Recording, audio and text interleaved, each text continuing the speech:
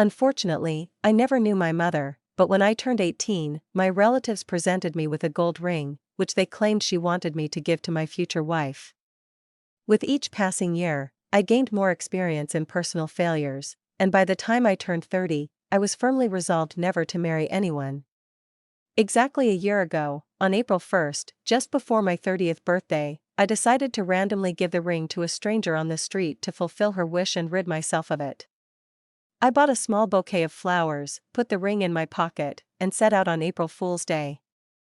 I walked the streets, studying the faces of passing girls, phones, groups of friends, loud laughter. I began to think I wouldn't approach anyone. With frustration, I sat down on a bench near a wide alley. She was walking, unhurried. It seemed like she was completely immersed in her thoughts, not paying attention to the people around her as if they didn't exist. I don't know how, but I felt I had to approach her, that it was necessary. "Excuse me, just a minute, this is for you," I said, handing her the bouquet and the ring. "You've mistaken me for someone else," she said. "No, it's for you. You see, I decided that." I tried to explain. "I won't take it," she said somewhat detachedly, but I continued to insist. "It's a golden ring. If you don't take it, I won't approach anyone else. I'll throw it in the river." She paused.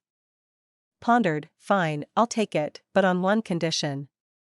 I handed her the ring and eagerly asked, "What's the condition?" Her answer stunned me, "I'll pawn it." I was surprised and angry in the same second and didn't know what to say to that. "Why?" I asked. "My mom is ill, we don't have enough money for treatment." I slowed down, pondered for a moment, and said, "Okay, but with my condition, we'll go together now, and I'll pawn it, and you'll wait."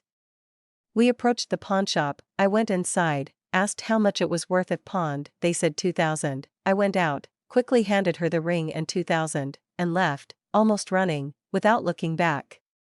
A couple of days later, in the evening, she knocked on my door.